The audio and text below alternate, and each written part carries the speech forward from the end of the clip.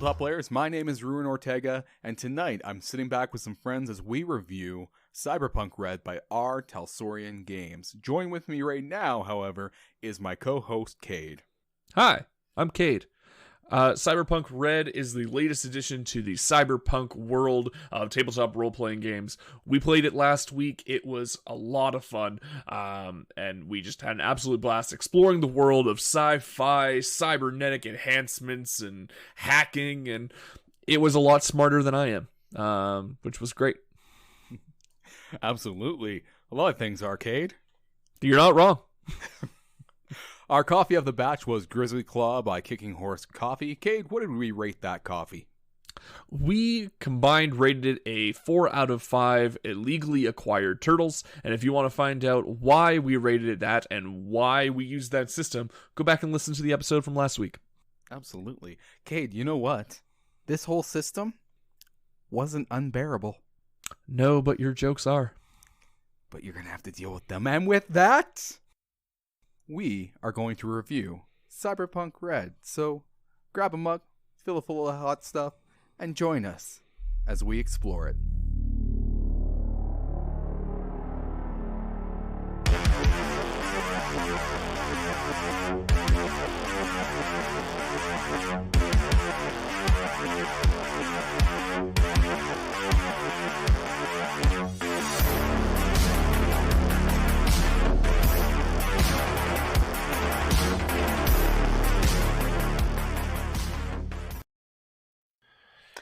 All right, welcome back, listeners. Last week, we played Cyberpunk Red by our Talsorian Games, and I was joined with Cade, Jaden, and Jody, who are back this week, and we are going to review the whole system and what we thought about it. So, how you guys doing tonight? Not bad. Still doing good.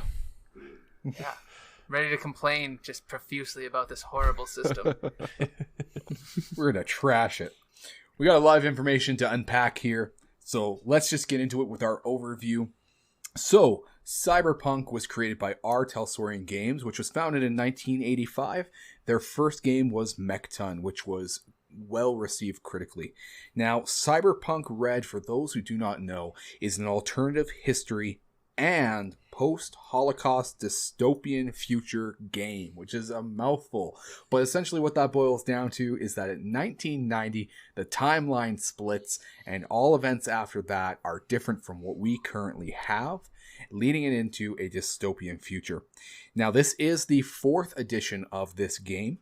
It was originally published in 1988, and it was a smaller box with only 100, I think it was about 106 pages, wasn't too much more than that.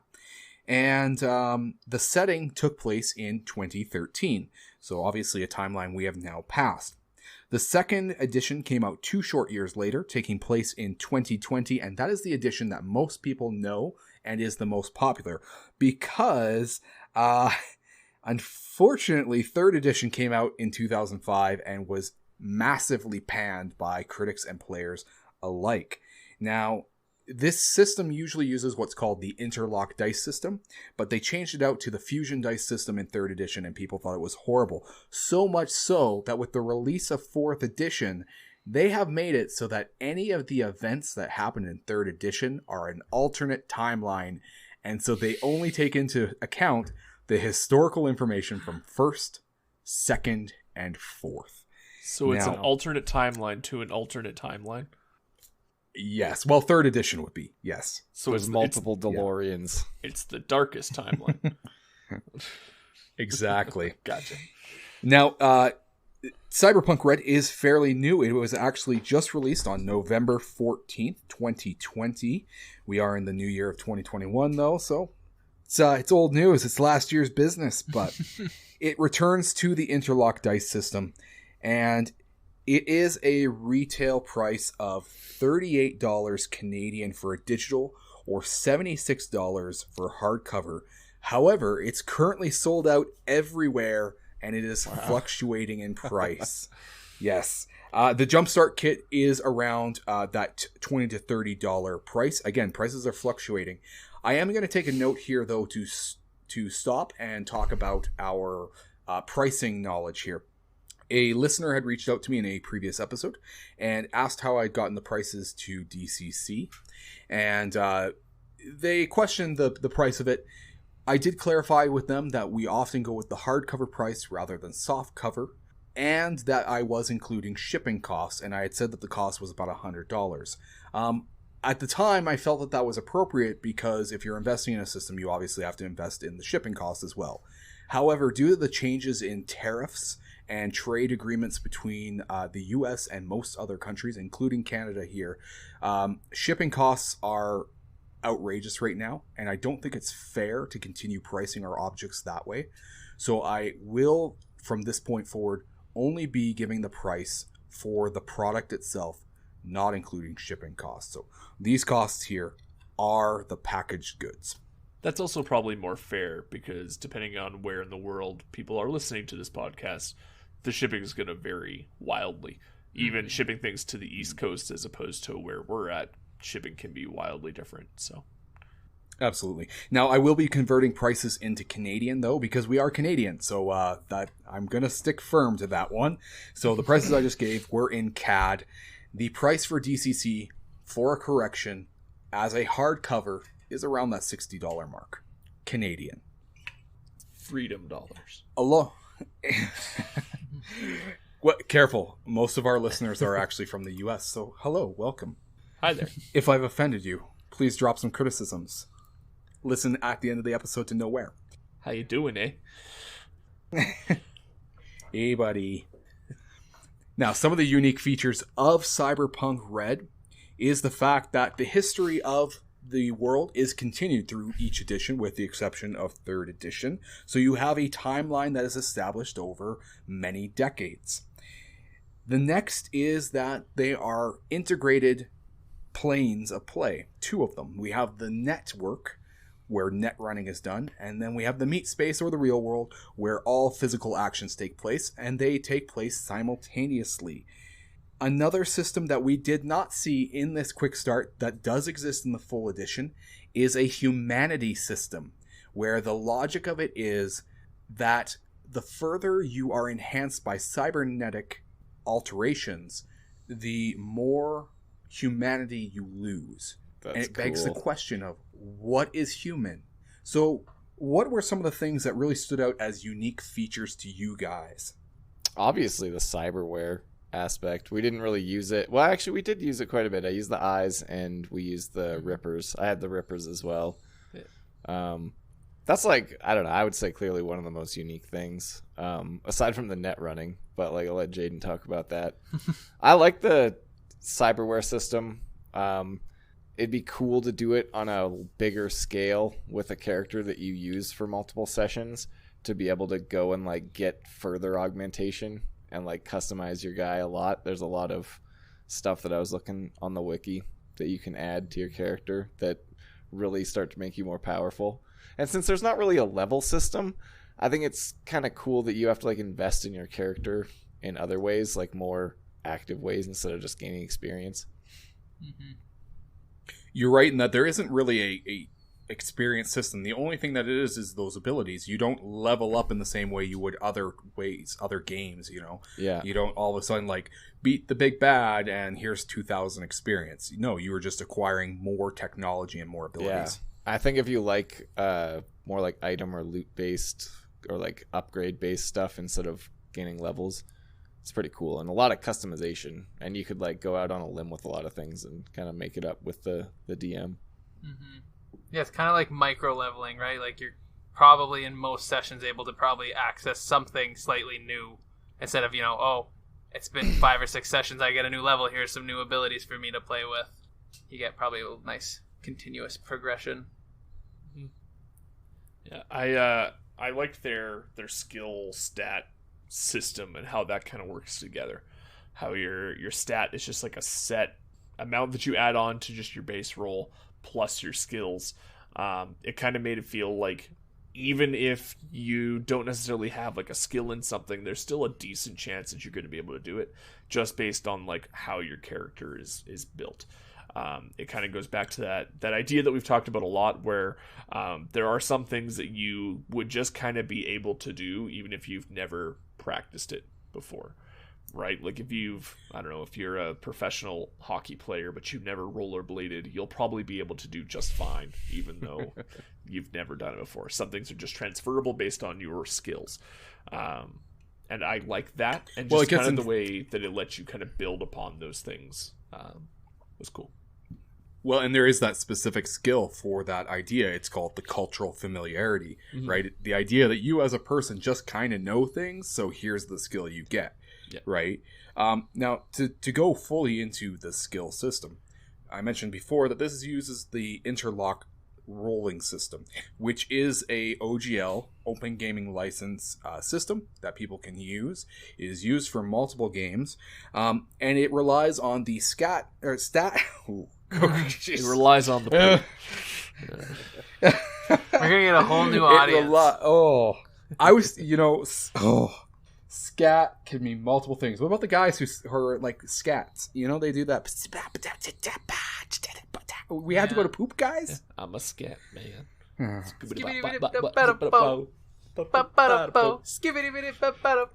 great song. Demonetized. Yeah, just cut that. All right. So it relies on a stat plus a skill plus a D10 for all rolls. And that's kind of that interlocking. But it also goes further than that. Each one of your characters had to roll what was called the life path system. And your life path can also interact with the interlock dice system. Again, that cultural familiarity, things like that. But you are rolling for your life path to see what kind of emotions you have as players and stuff like that. And lastly, you can also be rolling for your lifestyle as well as all of your skill sets and what stats you actually have. Like, it's all done through dice if you choose to, because there are actually 3 different character creation methods for this game. There is where you can choose from a chart which one you like best, or if you want to roll for it randomly, you can. And then there is the opposite side where you can min-max everything and go through and do the math for every single little stat. And then there's also a nice happy medium one in there too. Yeah, I actually used the pure random roll generator. There's a tool online. I just rolled it a couple times till I got an executive roll, and I took that character and just filled in the backstory. It was pretty easy, honestly.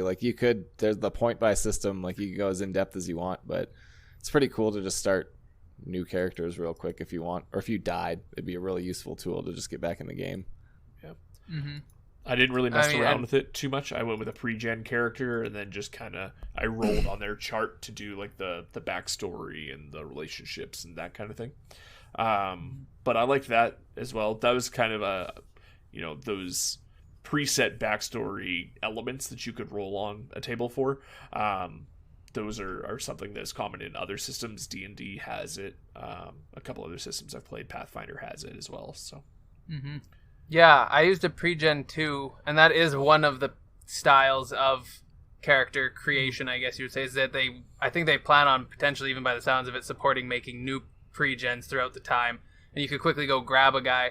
And the cool thing is that the stats have 6 different options that you actually pick which character you want. So even though you're grabbing a random dude, it's not just okay, here is Steve, he's got this strength, this, that. You actually do still get some selection, so even though it is a quick and narrow system, you have some choice. So you might feel a little bit like you're more connected to your character. But the speed of it, I can see being super useful for things like one-shots where you're not really worried about your characters and having any sort of long-term story. Or, like Jody was saying there, just when someone dies, you want to get back in the game. You're not going to want to take 15 minutes or longer to come up with a new guy. Grab a pre-gen. If you like him, play him out for the rest of the campaign. If not, it's just a one-session guy, make a new guy later. Yeah, I like how they provide ways to do it, as customizable or non-customizable as you want. Mm-hmm. So in the full version, there are actually 10 levels of stats to choose from. Mm-hmm. It's just the jumpstart that they provide only 6. Yeah. So there's even more choice. Whew. Man, I also gotta say, if you can totally roll a new character in only 15 minutes, you and I play RPGs very differently. Now, I will say, what I found differently from D&D Life Path, to go back to what Cade was saying, is in the D&D spectrum, I mean, it's always like, it's kind of always optional. You know, it's how much the GM wants to push you towards doing it. Most people will leave it blank. Whereas this is like, it's integral to the character sheet. Like, as you're going through the instructions, it's like, nope, do this one now. And it doesn't, you know, it doesn't want you to move past that. It wants you to actually involve yourself with that process. Yeah, and there's a lot of skills. Like, it very much reminds me of like D&D 3.5 or like even Cthulhu, with how many different skills there are. And you have to, like, each character seems like they have to be in a niche. Mm-hmm. Yeah, and like, you know, let's start talking about some of these other features that we see in here. We gotta talk about net running, yeah. Yeah, like we're gonna get into net running because that is obviously one of the really unique skills. But like, we have mods for conditions on things. We have just the whole cultural familiarity as well that we touched upon. But one of the things that I saw really interesting is the relatively high degree for crit success and crit failures. You have a 10% chance because you're rolling on a d10. Like, what do you guys think as opposed to a 5% chance? I would say that if it was kind of under, you know, a more the way that D&D does it, where it's like, or at least a lot of people assume, I don't think every GM does it, but where it's like, oh, I rolled a 20, amazing things must happen, the world must open its paths to me, and I now control everything. It's definitely not that. It gives you a chance to get a bigger step up, which you might even need to get some of that higher stuff. Like, the highest rolls we were grabbing were 17, 18. Did anyone even hit a 20? I had we had a a couple. 21 once. Okay, so Yeah. 21's the highest we got, but you can have all the way up to a 30 difficulty. Yeah. So we would have been screwed if there was anything like that, but a crit could also come along in that really great moment. You're like, it's a 30, whatever, I'm going to go for it. You got a real chance to get something cool either which way, because the game is emphasizing that failure can also be super fun. So if you know, you really slam on your face and you get a failure and you just drop yourself to nothing, that's still cool, even if it was on this big epic moment, hopefully, if you play it out correctly. Yeah. Yeah, I think the crit success or failure is like sometimes, a lot of the times, the most memorable moment of like a fight or encounter, or it at least allows for like the players or the GM to do something that they really wanted to happen, like exactly how it wants to go, or like just bump the plot with a failure. Mm-hmm. So I'm good with the higher percentage. It's on the damage roll, right? That's correct. Well, or is it on the so there's like, actually the two skill check? Because that's something I was So confused, because we said if you roll it like a max damage, that's also a crit. So it is actually two separate rolls, and I wanted to actually get into this because I just did the math on it. I think I did. Somebody who's better at math will tell me I'm wrong. But so you have a critical level on the actual skill roll, but then you also have a critical that's separate on the damage. So if you roll a critical on your skill roll, you don't get a critical on your damage. In order to roll a critical on your damage, you have to roll a 6 on your damage die. Yeah. Because all damage die in this game is a d6, whereas all skill checks are a d10.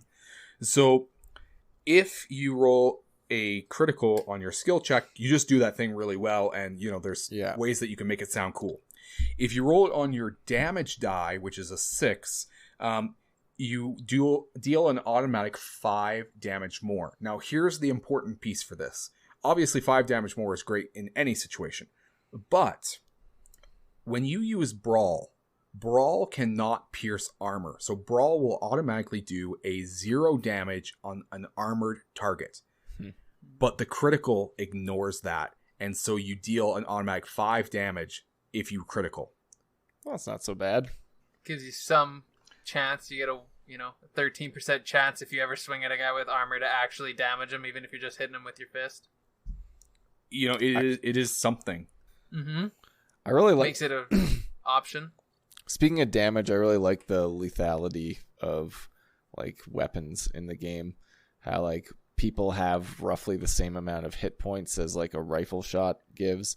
So if you get max damage, like you can get shot once and go down, and so can enemies. Mm-hmm. But since it's D6s, it does make it still really hard. Like the odds of rolling max damage on all, like I have 35 health, so if a guy would have to roll, 6 D6s and get 6 on all of them, or 1-5 to wipe me out. So it's definitely possible. It's really reasonable for a guy to pull that off. That's not out there. it's not going to happen willy-nilly. So it time, probably would be really cool when it does happen, right? So I do like that it is within range, but outside of it, you can probably take a few shots still. It is an Kinda interesting like concept guns. that You know, it is you an can take a interesting bullet concept that the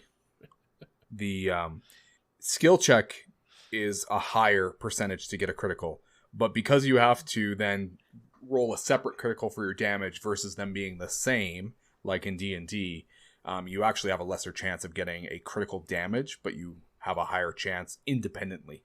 Mm-hmm. You know, doing each at the same time is less, but doing them independently is more. I think that's how math works, right? I'm going to go ahead and say yes. Write us an email. Prove us wrong. Yeah. Yeah. Yeah, the probability times the probability would equal less. Yeah, okay. Somebody can correct us. Hopefully somebody who's good at math. You can tell that we don't do it. Like, are you meaning like the probability of getting both a So crit on both? the probability, you have less odds of getting yeah. a crit on both just by how probability functions. yeah. Like if I wanted to get a critical on both my skill and my damage, it would be less than in D&D. But if I wanted to just on one or the other, it would be more.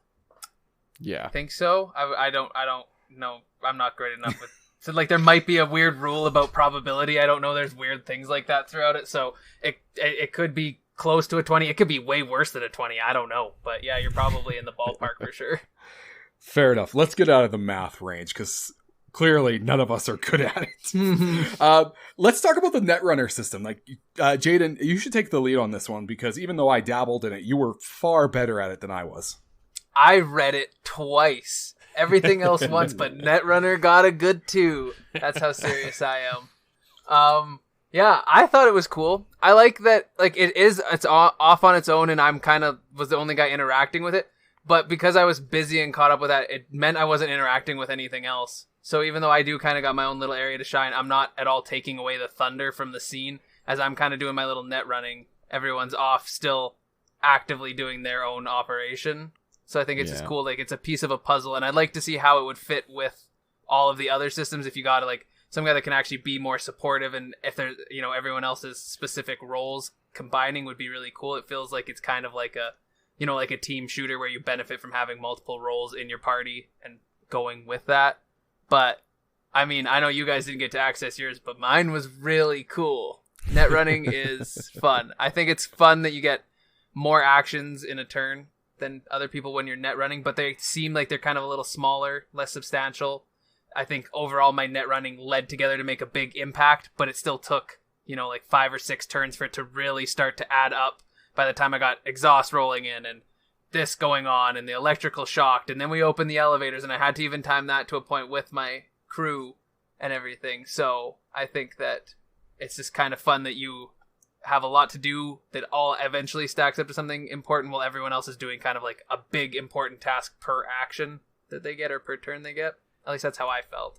It felt like it was its own kind of like micro system within the system, to the point where it kind of felt like Jaden was playing his own game. Just like adjacent to ours, which like is super cool, and I think that's really neat. But it was still kind of like Jaden's kind of playing his own thing, and we're just here playing our own thing. And it was like we had 2 games running simultaneously, parallel to each other, which is neat, but it was a little jarring as someone on the outside who like I didn't look at net running at all because my brain couldn't handle it. And thus, I didn't understand anything that was happening. You guys had a dog. You were going to different floors, but not real floors. I don't know.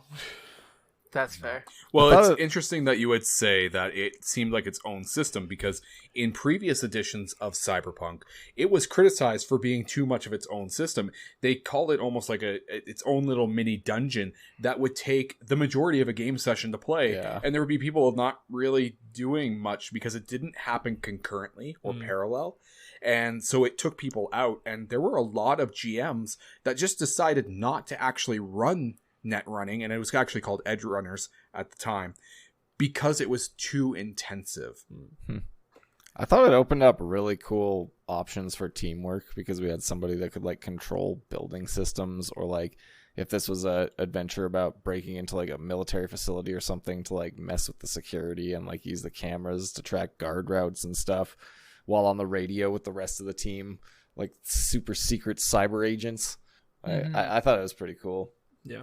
I think the benefit of this way, as opposed to what it sounds like in previous editions, is that it does run concurrently now. You know, like Jaden and what was it, Crunch.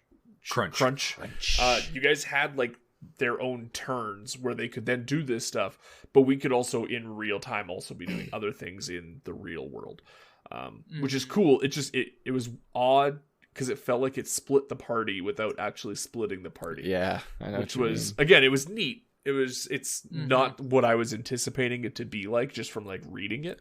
Yeah, it was interesting. Yeah. I wonder how it'll impact when they start playing, everyone else's role-specific abilities. Are they going to be as intensive as the Netrunner? Or is it going to be that, maybe the medtech guy just has a little bit of first aid stuff, but really that's only going to pop up for one round in a normal action flow? Or is there going to be at least a couple of guys that might also get their own kind of mini game off from everyone else? Because that would be cool, right? Because then everyone's got a role and maybe even make a couple characters so everyone, you can build your crew out and be like, okay, well, we're going to need a Netrunner on this job and we're going to want this guy with his ability there. I think that would be a fun game to build a stable of guys that anyone can play out of kind of thing, and you grab whatever works for the mission. I was just going to say the two abilities that I looked up were the corporate exec got like a team of goons that they could summon, which seemed kind of cool. Something you could manage like all the time and give orders to. And then like the rocker boy had like a charisma ability basically to persuade people. Cool. Yeah, so this is an important note to touch upon, is that each role has an ability, and the quick start, the jumpstart kit as they call it, really only touched upon the Netrunners because they're saving the rest of it for the core rulebook. But I think if you could even have a portion of them being as unique as this one is, you have a lot of gameplay opportunity. The last thing that I want to touch upon for the skill system personally, unless you guys have more to add, is one that also was mentioned in the Jumpstart, but we didn't actually get to see. And it's called something like cyber psychosis. And what it is people who modify themselves too far away from human no longer see themselves as human and start acting irrationally. It kind of reminds me about the sanity system in Cthulhu. Yeah, a little bit, except it's like kind of like more based on your personal choices, it seems. Or is it something that like I didn't really read too much about the cyber psychosis because I didn't think it would come into the quick start. But like, is it something that can affect you without you like modifying yourself too much, or is it something you like accidentally do to yourself? It seems to be a combination of things. I think I don't want to speak to anything too heavily, but I think it's kind of a combo of. One thing it said is if you're not very empathetic, you're more susceptible to cyber psychosis. But I do think it is based on how much you've modded yourself. The more you mod, the closer you walk the risk of going into cyber psychosis. That's kind of sweet, actually. It does specifically list that people with pre-existing statistical values or conditions would be more prone to it. Makes sense. Right. So like Mover would probably have been more susceptible considering he already had like a drug addiction. Right. So it would almost be like the cybernetics would like kind of take the role of that like detachment that drugs no longer did. Yeah, I believe so. And, even I think that plays really well into how you played your character of like, oh, well, he's got this, cybernetic eye that he's going to really need to use right now. And that reliance was there. All right, well, moving us along, let's talk about encounters and combat. This was actually pretty combat heavy in the second half, despite the first half lacking a little bit. So what did you guys think about the combat? Reminds me of D&D in a good way, like rolling lots of damage dice and stuff. Like I said earlier, I like the high damage and like not necessarily low health, but high damage of weapons so that like things can actually get like seriously wounded in like one hit. And having the wound system with like thresholds of where you get penalties after you get hurt. It was neat. We didn't get hit, but that's because we outsmarted like the opponents very, very cheekily. Yeah, you guys asked. You guys asked between the recordings of these 2 episodes what the scenario was supposed to look like, and in short, I said it was supposed to look like the exact opposite. The things you guys did were the things that they were going to do. I have to really applaud our Talsorian Games for this, because their scenario was so loose and broad. It's like, hey, there was actually, I think, 4 or 5 different scenarios to pick from for the middle section of like how the attack was going to happen. And so I just chose the one that had the netrunner ability because I really wanted to show that off. Yeah. But it was like, I had it planned out because they didn't tell you how to plan the attack other than the netrunner is going to hack the system, 2 private security with her, 3 enter the building. But they wanted them to enter from the roof.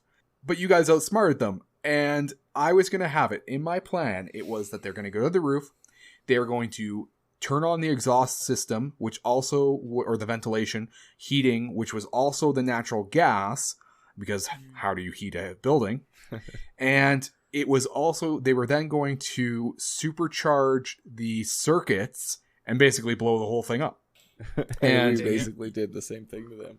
Yeah, basically, you outsmarted them, and it really forced the situation of me being like, oh, okay, well, they're doing exactly what I would have done, but better, so let's go with it. Yeah, speaking of the net running part of the encounter, too, I actually liked how it sort of felt like a duel between the 2 net runners to see who could take control of the building first.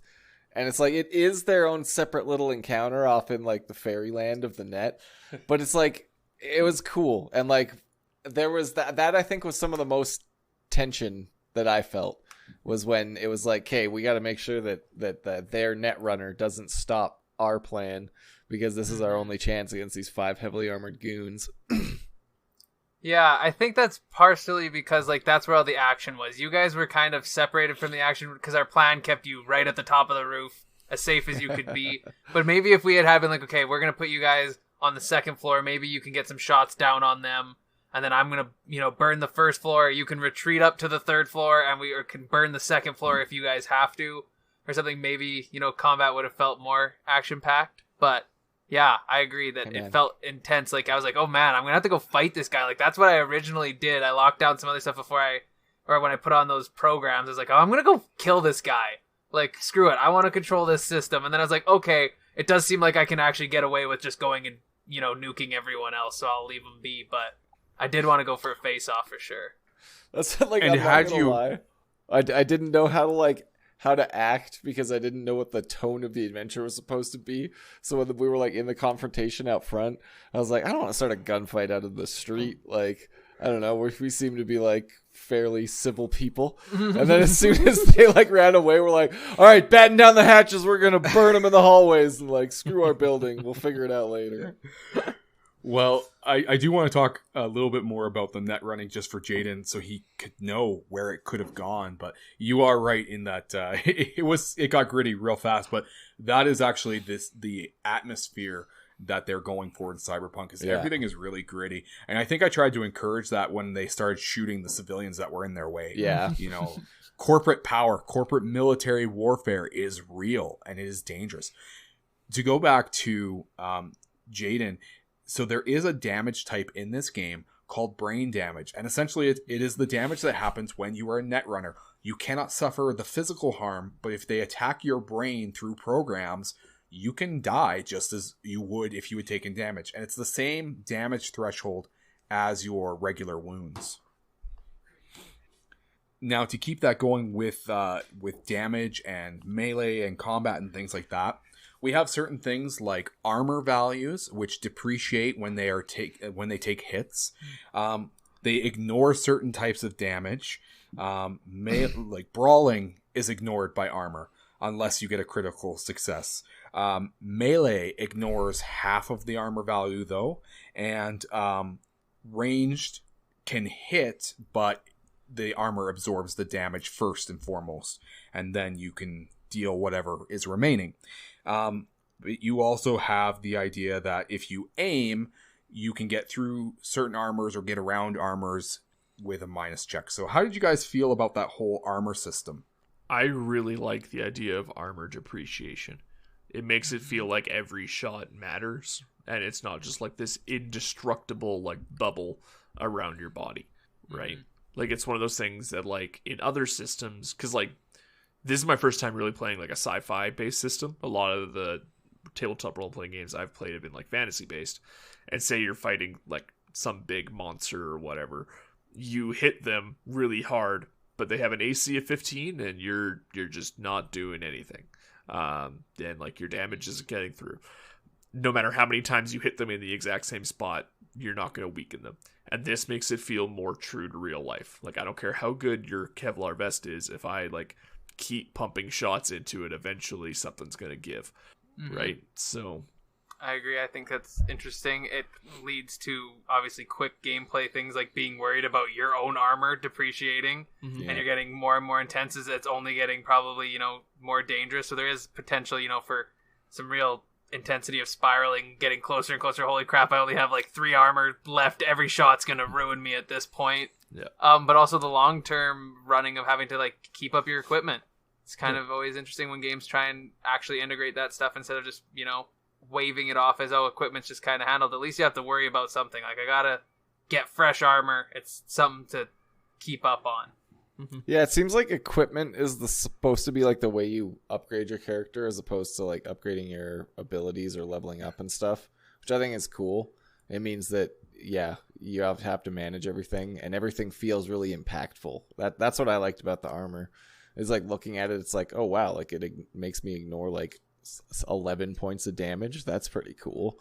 And it feels like, I don't want to use realistic because it's like this sci-fi wacky game, but just like we were talking about, or what Cade was talking about, sorry, how it depreciates when it gets hit instead of being this constant bonus. And I like damage reduction over making the enemy miss. Yeah, I feel it's more fun in combat to get hit and have damage taken off and actually have to feel like you're in danger, as opposed to like you just wear plate mail so they never hit you. Yeah, I agree. I know as a GM, if it's always that it misses, like there's only so many times that I can cleverly say it missed before at the end I'm just like, yeah, it misses again. Yeah. Jody, to go back to your idea that they really encourage upgrading through armor and through equipment and cybernetics, you're absolutely right. The only way to increase your stats outside of maybe class abilities is through cybernetics. Otherwise, your stats are your stats. The only way things that you can increase outside of that are your skills. So you're right. They really encourage you to modify that character. A couple of things we didn't get to very much, although we mentioned it, is there are 3-round bursts for weapons in which as long as one hits, the rest will hit if you go above their damage value. So, for instance, if they had a damage value of 14 and you hit a 15, you hit. But if you were to hit a 16, one more bullet would hit, and if you hit a 17, the third bullet would hit, which is a interesting way to make sure that your bullets have different amounts of damage, I guess, per round. It's we like, also... like the difficulty of hitting consecutive shots as opposed to just one. Yeah. Mm-hmm. Well, and just like the true to form, like not all 3 bullets are going to hit exactly the same spot. Yeah. Controlling a burst takes some amount of skill. Yeah. I also appreciate that, like in Cthulhu, you actually have to roll for every single one of those shots, and that can be really frustrating. Yeah, it got because you roll confusing. with bounty. Yeah. In Cthulhu, like when we were like, so what do? I unload my whole Tommy gun. Like, do I roll 50 D100s? Like, well, and also just like trying to translate into your brain as to how you like hit the first and third but miss the second. Like, what was it? Like, bang, bang, bang. Like, yeah. Yeah. We also have Jody, you mentioned this earlier, 3 wound thresholds. So if you have less than half of your health remaining, all actions you take except for death throws or death saving throws are at a -3 penalty. And if you have less than a quarter of your health remaining, you take a -5 penalty except for death saving throws. Death saving throws themselves are basically You have to roll against your body stat, and you have to roll under it with a d10. If you succeed, you get to make you live for that round, and you get to make all your rolls at a -5 penalty. But next turn, you get a -1 penalty to that check to do another death saving throw. So let's say your body stat is 10. Well, you just have to roll a 9 or under. You make it the first round. The second round, you have to roll an 8 or under, and it keeps stacking until somebody saves you. Or you die. You die.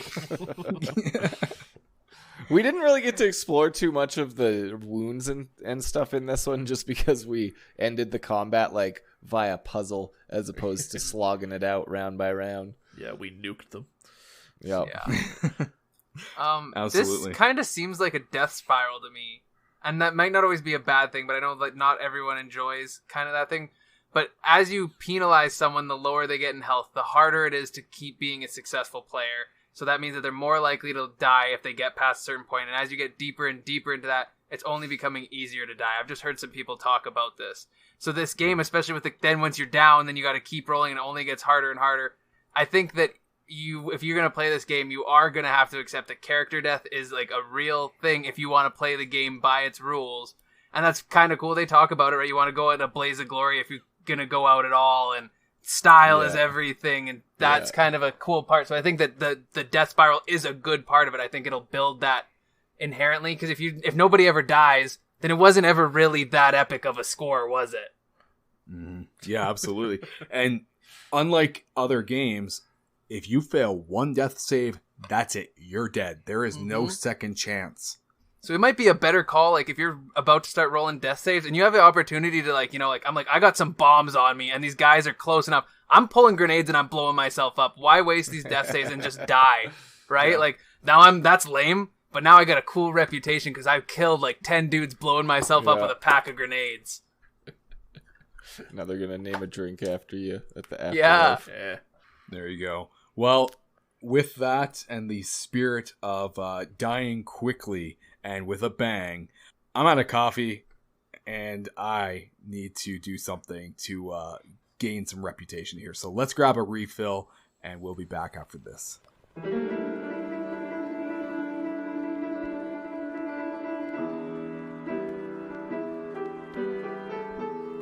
Hey there, friends. It's Ruin, and I'm here with Cade. Hi, I'm still Cade. We're just here to say thanks for giving us a shot and listening.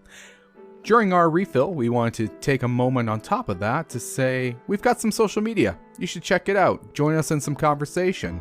And while you're at it, maybe hit that subscribe button. Yeah. If you'd like to take a little bit more time, we would really appreciate it if you could rate and review us on whatever your favorite podcasting platform is.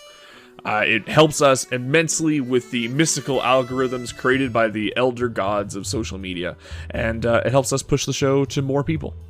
Yeah, we're having a lot of fun doing this, and we hope you are too. But we'd like it if more people could join us, so go ahead and do those things. We also have an email address. You can shoot us an email at cantripsandcoffee@gmail.com if you want to maybe suggest your favorite coffee or your favorite tabletop system that we haven't tried out yet. We're always looking for more suggestions and would love to hear some from you. You may have also noticed that we're running out of topics on our side table conversations, so maybe shoot us a question that we could talk about there. As an added bonus, you can also look forward to some contests that we have up and coming. Trust me, they're going to be worth just hitting that little subscribe button. There's also some pretty cool collaborations that we're working on with some other content creators. It's an exciting time here in the Natural 20, and we want to make it as exciting as we can for you as well. So with that, we're going to jump back into the show.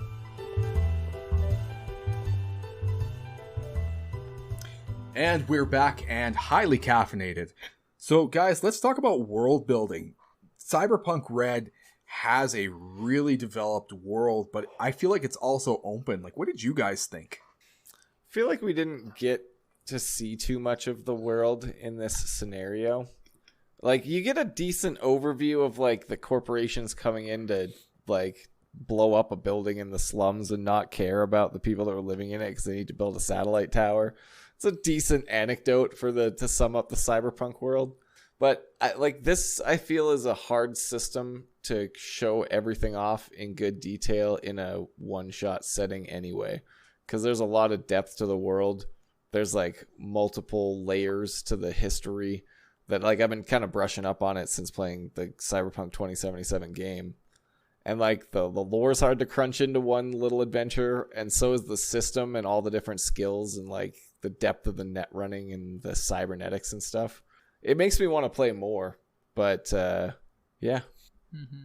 Yeah, it felt like it was extremely fleshed out, and that the creators have created just like mounds and mounds of lore, and they've really thought about what the world is going to look like, and we were just in a very small part of it.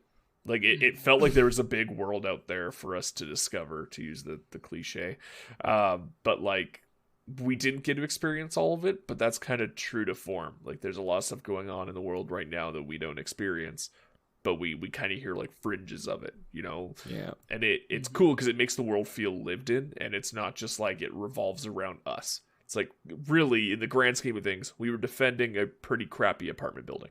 And there's like giant corporate warfare going on.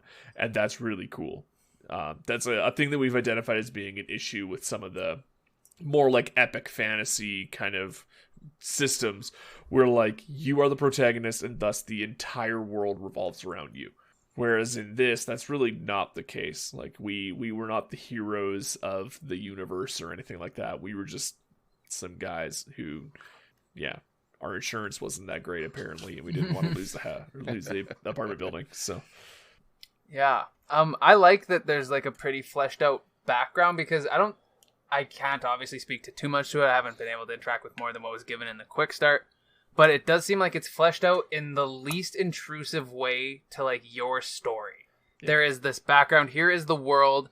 How do you fit into it? And now you write your story from the future on, right? Like here's the past and right to today. And here's some things that could happen in the future. I mean, like anything else, you can kind of play where it goes. But if you want to follow right to that, there's nothing so solid that it's going to get in the way of your plans or your operations that wouldn't be fun, right? They're not just gonna be like, oh, hey, this war is gonna stop you from doing anything. It's like, well, cool, there's this war going on, but you can still do exactly what you want to do during this backdrop of all this stuff that's going on. And I think that's a good story, right? Like when you want to fill in a lived-in world, like you said, it can't be the story revolves around that person. Lots of really good movies and literature about one or two characters in a giant world, and they might have a very epic story around them, but still, it's only one or two people in the world, and there's a lot of other stuff going on in other parts of the world. Yeah. It felt kind of similar to Gods in that way, where there's this rich world that's built, this history that's built, and all these different moving parts, and you're just a very small part in it. And maybe down the road, you'll become a larger part in it, but right now, you're not. And I mean, that was something that we identified as being a strength of Gods, and I think that's obviously a strength of this as well. Yeah. I think it makes world building easier for the GM in a impactful way. I think you guys are right that this lends really well to the reputation system that they have, where the larger reputation you have, the more you are recognized in society, and that people are willing to actually give you the good missions and jobs, so you could become somebody big, unlike, you know, D&D, like we say, where you start as somebody kind of big. But then also the idea of, I just lost my train of thought. Rip. Wow. Yeah, no kidding. I guess it doesn't matter. With a shovel. Oh, man. Yeah, no, I think you guys are incredibly right. Oh, I remember what I was going to say. It goes back to also the 3 different levels of character creation. It can be as easy or complex as you want it to be, and there's a lot of options. You can have that new player who's just thrown into this easy little adventure like the apartment, or you could have this, you know, hardened veteran who he doesn't want to see the apartment. He wants to get into the Militech fight. Now, obviously, one of the things that I myself identified as being a huge theme, and I don't want to give too much away because we're going to talk about this a lot on our espresso episode, but we really get brought into this whole theme of what makes it, or what makes a human. What is humanity? How far does your cybernetic enhancement impact your ability to be a human? Did you guys see these themes kind of popping up even slightly within your character creations or the story itself? Okay, like I was saying in the earlier, like with the encounters and and the world building, I guess, with how it's hard to cram it all into one session.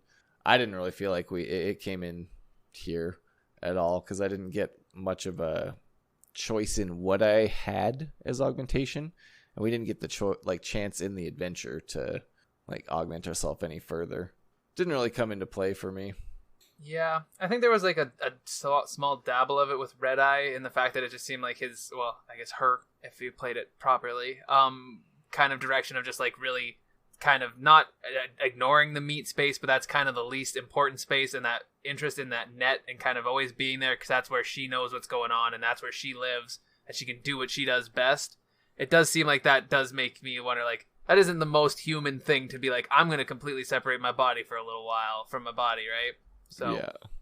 There's a little bit, but I think that it would be something that would come up in a larger campaign. I think easily in most of this stuff, especially with like cyberpsychosis and any of these number of other things, or just how probably wildly modded out you can get regardless of cyberpsychosis. If I have, you know, my legs are robots, my arms are robots, I've got a robot heart and a robot wrap in my brain, how human am I at that point? Yeah. I didn't see too much of that in my character. Again, using a pre-gen character that didn't really do any of the net stuff. There wasn't as much of it. It was definitely like hinted at more in like the text that they gave for like the background of like my character. It was definitely more kind of hinted as being like a PTSD kind of thing as opposed to like losing my humanity because of the cybernetics. It was more just like a lifetime of being like a killing machine. It was talking about how like, you know, a lifetime of killing people left me with like this berserker rage that I had to fight to keep down. But the way it was worded was more based off like my personal experience as opposed to, you know, the fact that I have Wolverine claws and a freaky robot eye. Yeah, it kind of left more of that to be stuff that I would be able to add in later. Again, like we were talking about how, you know, my guy had like a addiction to combat drugs. I could have definitely role played that into, rather than, you know, falling back into drugs, I replaced that like that hit by adding on more cybernetics, and that could have been how I role played him moving forward. But in this campaign, I didn't have a whole lot of that with my character. Mm-hmm. I know the characters that you interacted with, Gina, Grant, Dr. Carver, and Rico, they were really supposed to sow those seeds of, you know, the themes and things like that, you know, the corporate America, or, well, what's left of it at least, being an evil enterprise, you know, the idea that, like, history has changed, things are different, and, you know, less so of, like, the idea that what makes a human. I think that one was glossed over a bit despite it being there. But I see that working as two things. Is one, you could take that into further campaigns, but two, I think they were really trying to hint at potential thematic understandings of this. But I do have to say that if you're going to invest in the Jumpstart kit, and I would assume the full version, the full release, it has a lot of lore in there to really sell those themes to your GM. And to build that world in, your GM has to look for those natural opportunities and really take it to the next level, because that's what it's all about. Is you want the corporate warfare, you want the what does it mean to be human, you want the greed and, you know, filth of humanity. So do your research and actually integrate those things so that your players can see it and actually respond to it the way you want. I did think of one that kind of does touch on that, what makes a human, with the animals, Gina's animals there. Yeah. Arguably, those animals are more natural to themselves than any of us were to a human, because the fact that we all had cybernetics implanted in us. When those are just straight, actual natural animals, we are less natural and less human than those are. Like, that turtle was a turtle. We are less human than that turtle was a turtle. Yeah, that's a good point. Yeah, for sure. I didn't even latch onto that until you brought it up. Yeah, I didn't think about it until he said her name. So, maybe very subtle hint at that theme. Yeah. Maybe. Yeah, I think they are definitely subtle. And you know what? Had you guys actually maybe stopped and had real conversations with them, maybe it could have gotten into more. But it's that fine line of, is this just a is this an actual plot point or is this just, social gaming? Yeah. It's hard with your first game in a session to know Yeah. exactly what you want to interact with, how deep, what systems are going to really let me play. Am I just going to talk to this guy for the sake of talking, or is there some systems and benefits to actually doing this stuff? Yeah, I thought it was interesting that you guys really thought that Grant was the one that was going to give you all the information. He is just perpetually a tweaker. That's fair, just scared. Yeah. All right, let's talk about accessibility. We've talked about various different points about this game, but ultimately it comes down to, is this system accessible? Is it confined to only veteran players? What do you guys think? Character creation's pretty accessible if you want it to be. I think the big page of skills might scare off some people who don't want an overly complicated game. The simplified dice rolls makes it pretty easy once you figure out the rules. I guess here's the thing, actually. I'm using the full release character sheet that's available online, so I see all the skills, whereas the quick start one, you only have the skills that your guy has points in. So I guess that with the jump start, I'd reverse my answer. Yeah, the skills aren't really too complicated for the jump start sheets. But it looks like the full system, it's full on old D&D with tons of skills. Overall, pretty accessible, honestly. And it's because it's set in a not present, but close to modern times setting. It's easy to picture your surroundings and place yourself in the world. I think one of the biggest barrier to entries is the language. The language and the terminologies that they use for everything. Chumba. Because you need to basically learn a new version of English. And it's not like fantasy, which has the benefit of, everybody knows what a dragon is. Everybody knows, what a giant is. We have those kind of common terms. You say tabard, people know what a tabard is. That kind of thing. These are terms that have been around for a long time. But because it's based in the future, the designers had the ability to create new terms for things and tweak what they think terms for things we have today will be in the future. They're taking slang and running wild with it. And I think that if you're not kind of wired that way, can be a lot for you to try to understand. And that makes it kind of daunting because they're yep, this is the term for this. And then they only use the new term for the rest of the game. And if you didn't pick up on it, it's tough. They almost need a glossary of terms as a separate standalone document. Well, and they did have a cheat sheet in the quick start, but I mean, it's not like you're going to have that in front of you for the most part, right? When you buy a quick start, that's the GM's. I do think there is some amount of lingo that does exist, but you are right that fantasy is way bigger. It has way more of a expansion to it. And I do think this game does have a lot of its own personal jargon, even though there are some things. So one book I can think of, Neuromancer, that I've read, they talk about net and net running, but it's not maybe in the exact same way this game is doing it. So there is I've heard some of the lingo, but they definitely use it in their own way. And there is a ton of personal jargon, like Chumba, I've never heard of anywhere else. But yeah, back onto accessibility. I think that I always seem to look at things from a GM standpoint. That's just generally what I do. This is the most playing I have ever gotten to do because of this podcast. So I always seem to want to look at it from that perspective. And I don't think it would be a hard system to learn as a GM. I think it seems to be well thought out. They really know how they've got their feel. They've streamlined a lot of things.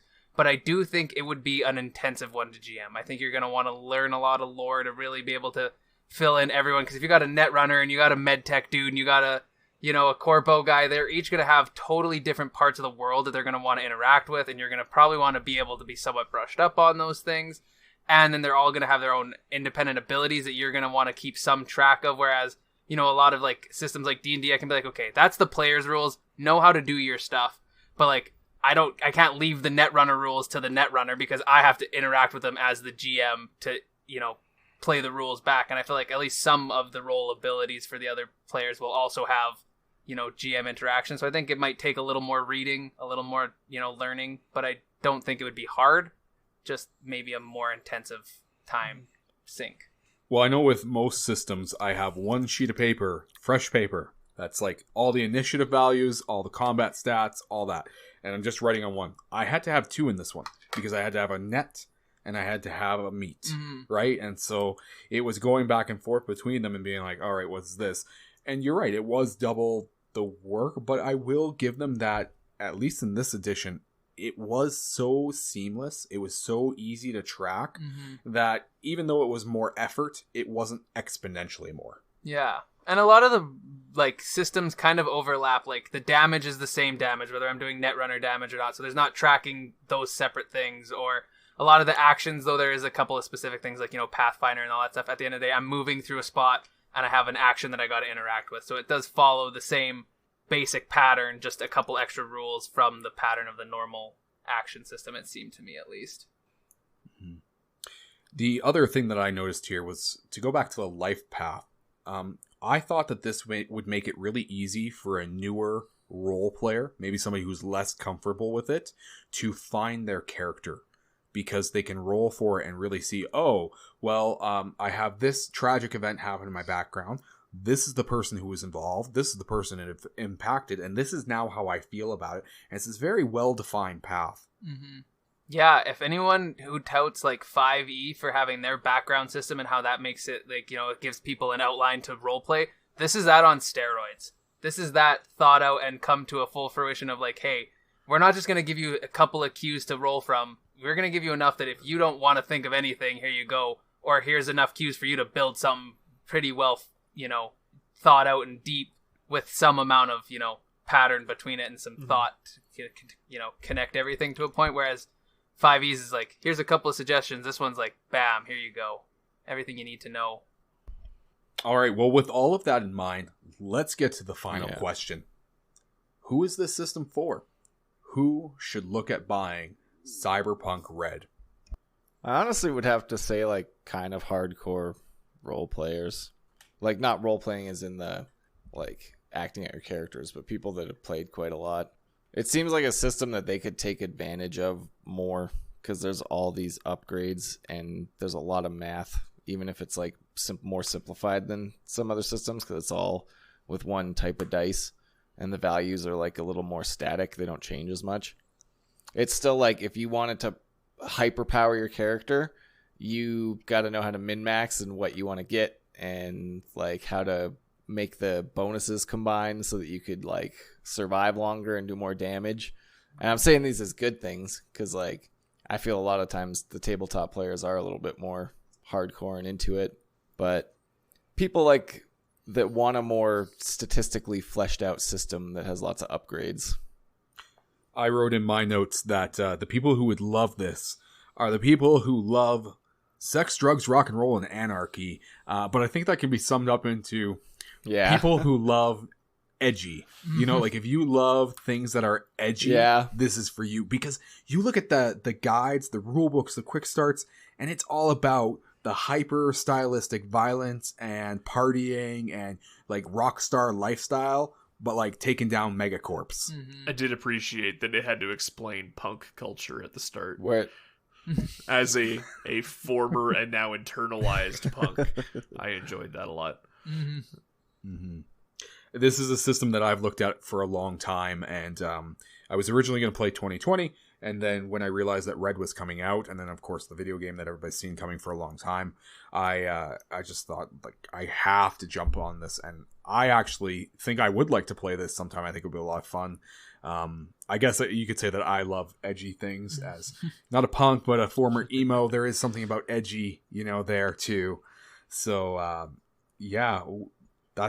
would love it. I think it'd be a fun system, like I said, to play with a little bit more fleshed out characters, to have starting cash that you can invest into your upgrades instead of having just like, we had sort of basic stuff, we had like claw hands and telescoping eyes. Not like, missile launchers implanted in our shoulders. And like, there was a poison darts that you shoot out of your eye mod that like, I'd love to play an espionage and intrigue campaign in Cyberpunk with netrunners hacking buildings and we're like robbing the World Bank or something. But like, oh man, it seems like pretty neat. I don't know if I would say there's like a super specific group. Like I'm like anyone should play this. Like I think this game is a game that like a lot of people, pretty much anyone, could probably have fun with if they go to. I think what is a big important thing for this game is it's people who are looking for a daily driver system. Like this is one we're gonna dive into. We're gonna play this one the most. Don't pick this up and I'm gonna play a system or two every once or twice a year. Like, I think this deserves some playthrough and to see how it really expands. I think this is a really well fleshed out, up there with some of the top systems in the game for their like polish and their understanding of what they want to be for a system. They know what they're wanting to do. They're not trying to figure their way through it, I think. So I think if you want a system to dive into, and either because you're sick of one you've already had or you're just looking to something new to get into, I think this is definitely a competitive choice with any of the big players that are really polished out there. Like, I think this can easily go toe-to-toe with D&D or Pathfinder. I mean, some of the bigger that are still smaller scale, but like Cthulhu and those guys that have a relatively large size in the market compared to, you know, the real small guys. Like, I think this is a key contender to really dive into. Yeah, I agree. I think that this system is well suited for people that are looking for something that is going to kind of scratch that itch that, you know, your D&D does, but for people that are more into sci-fi than fantasy. If you like that dystopian aesthetic, you like that bleak, you know, technology has taken over the world and, you know, deteriorated humanity, I think this is perfect for you. If you're already, you know, invested in games like Cyberpunk 2077 or other, you know, sci-fi titles like that, I think it's going to be a good fit for you. Yeah. Yeah, this is obviously a topic we're going to get into on our side table for this batch, but the idea that if you are kind of over fantasy and you really want something that's different, and yet you still want to be kind of like a godly-like character, you know, these characters are spongier than, you know, Cthulhu or even DCC level zeros, then give this a shot. If you want to live out Blade Runner, you know, be Harrison Ford or be any of the people, the replicants that he goes against, like, this is what you want to play. Yeah. Well, with that, this was our review of Cyberpunk Red by our Talsorian Games. Thank you for listening, and we will catch you next time on our Espresso, where we talk about the lore for Cyberpunk Red and the things that we think that you should read, listen, play, or watch in order to do a better game.